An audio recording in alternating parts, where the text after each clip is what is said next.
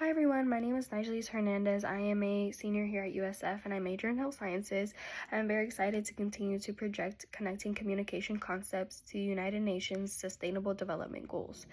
For this assignment, I will be returning and reusing the music video that I used in part 1 of this assignment, which is called This Is Not America by Residente, which was released back in 2022. It is free to watch on YouTube. I strongly suggest to go watch it. I feel that it has a strong and powerful message that will give you a new perspective or a new insight on things that maybe you haven't even thought of before.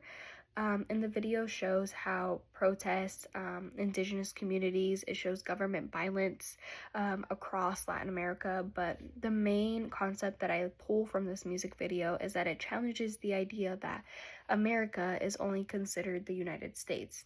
And this directly connects to Goal 16 because it raises awareness about injustice, about violence, and just the need for stronger institutions to help protect and support people's rights. Now for term 1 that I chose is found on page 65 of our textbook. It is organization and perceptual schema. The textbook explains that once we notice information, we organize it in our minds using perceptual schema, which are mental frameworks that help us classify information into categories, which are also known as constructs. In my own words, it means to me that our brain uses this concept and groups people, events, patterns into these categories using physical constructs, roles, feelings, behaviors, just for us to make sense. The textbook gives examples of different schema, such as physical constructs, like appearance, how a person dresses, if they have tattoos, piercings, scars, role constructs, whether they are a veteran, a teacher, a doctor, a lawyer, what their role is within the society. Interaction constructs, whether you are more shy, timid, introverted person, or if you're more outspoken, confident, extroverted person. And then psychological constructs, which is like being angry or confident, or if you're a jealous person or just a bubbly person. In the music video at 110 to 120 timestamp, we see images of indigenous people facing armed soldiers. And viewers can use these schemas to, take their own take on the video. Such as physical constructs, whether it's them noticing the uniforms and the weapons within the video, and then they can also focus on role constructs, such as seeing the indigenous group and community as the victims within the situation, and seeing the soldiers as kind of like the authority figures within the video. And to me, this illustrates how organization and schema shape the way that we interpret events, and it shows how misclassification can contribute to injustice, which is a central concern of Goal 16. Term 2 is communication and culture. It can be found on page 70 of the textbook, and it notes that cultural background strongly influences how we perceive and interpret communication. For example, what looks like a weakness to one culture may not be seen as a weakness, or it may not look like respect or cooperation to another culture. In my own words, culture shapes the lens we use to judge communication behaviors.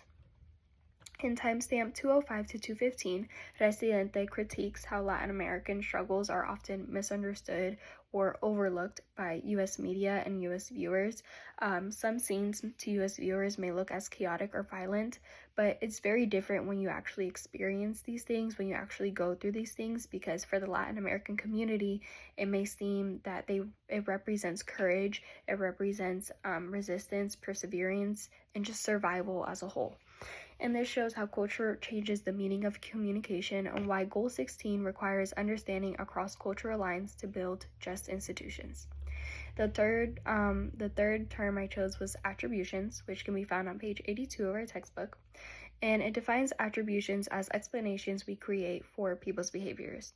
In other words, it's basically just answering the question, why did this happen? In my own words, attribution means the reasoning we give someone for acting a certain way. The textbook explains that we often vary in whether we see causes as internal, external, controllable, uncontrollable, stable, or unstable.